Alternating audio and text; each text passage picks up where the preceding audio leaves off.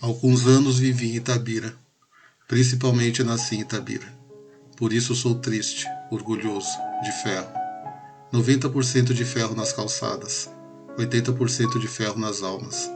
E esse alinhamento do que na vida é porosidade e comunicação.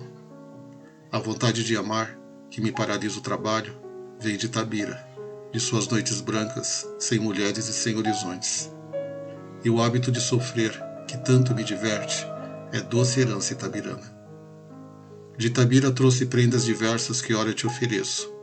Esta pedra de ferro, futuro aço do Brasil, este São Benedito do velho santeiro Alfredo Duval, este couro de anta, estendido no sofá da sala de visitas, este orgulho, esta cabeça baixa.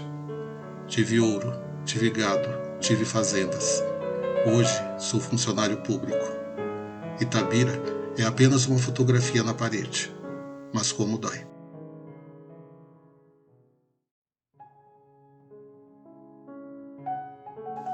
É desta maneira poética e cheia de antíteses que Carlos Drummond de Andrade descreve a saudade que sentia da cidade de Itabira do Mato Dentro, pequena cidade do interior mineiro onde ele nasceu no dia 31 de outubro de 1902.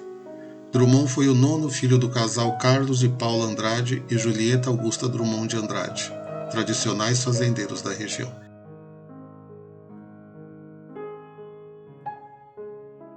Desde a mais tenra idade, Drummond demonstrou grande interesse pelas palavras e pela literatura. Em 1918, foi estudar no internato jesuíta no Colégio Anchieta, em Nova Friburgo, no interior do Rio de Janeiro.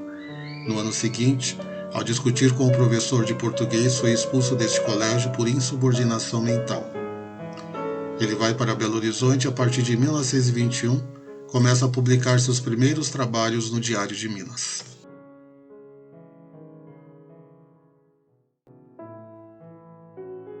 O poeta teve formação em farmácia pela Escola de Odontologia e Farmácia de Belo Horizonte.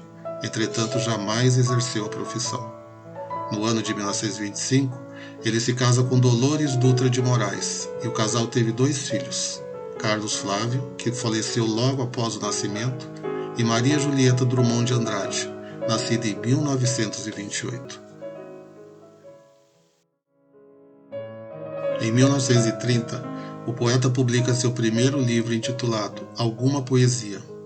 A obra é composta por 49 poemas escritos de 1925 até a data de sua publicação. Faz parte da primeira e da segunda fase do modernismo do Brasil. Essa fase do modernismo foi marcada pelo coloquialismo e pelo interesse dos artistas em se separar das tendências parnasiano-simbolistas que dominavam na época, adotando o dia a dia das pessoas como temática poética. Dentre os diversos poemas do livro, destaque para o poema No Meio do Caminho, que foi considerado um dos maiores escândalos literários da época. No meio do caminho tinha uma pedra no meio do caminho, tinha uma pedra, no meio do caminho tinha uma pedra. Nunca me esquecerei desse acontecimento na vida de minhas retinas tão fatigadas. Nunca me esquecerei que no meio do caminho tinha uma pedra no meio do caminho. No meio do caminho tinha uma pedra.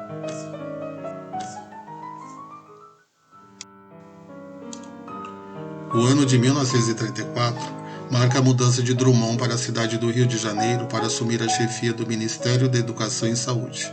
E é no Rio, alguns anos mais tarde, que ele lança seu primeiro livro em prosa chamado Confissões de Minas.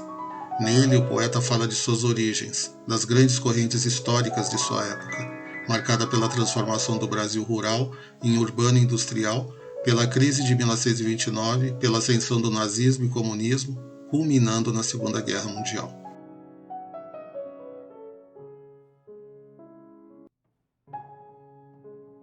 Em 1945, é a vez da publicação do questionador livro de poemas A Rosa do Povo, onde Carlos Drummond condena a vida mecanizada e desumana de seus dias e expõe uma carência de um mundo baseado na justiça, que venha substituir a falta de solidariedade de seu momento. O poema A Flor e a Náusea deixa bem claro isso. Uma flor nasceu na rua. Passem de longe bondes, ônibus, rio de aço do tráfego. Uma flor ainda desbotada, ilude a polícia, rompe o asfalto. Faça um completo silêncio. Paralisem os negócios. Garanto que uma flor nasceu. É feia, mas é flor. Furou o asfalto, o tédio, o nojo e o ódio. Após trabalhar como funcionário do Serviço Histórico e Artístico Nacional de 1945 a 1962, Drummond se aposenta do serviço público, mas continua a escrever até os anos 70 para jornais do Rio de Janeiro e a produzir crônicas e poesias. Em 1967, com a comemoração dos 40 anos do poema No Meio do Caminho, ele reúne grande parte do material publicado sobre os famosos versos no livro Uma Pedra no Meio do Caminho, biografia de um poema.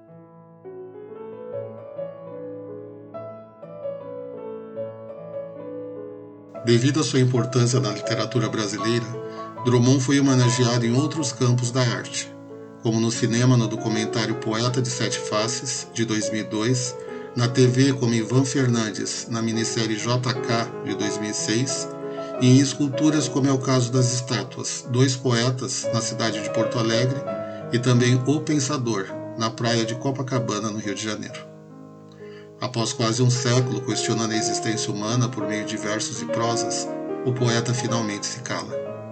No dia 17 de agosto de 1987, Drummond falece vitimado por um infarto do miocárdio, 12 dias após a morte de sua filha que ele tanto amava.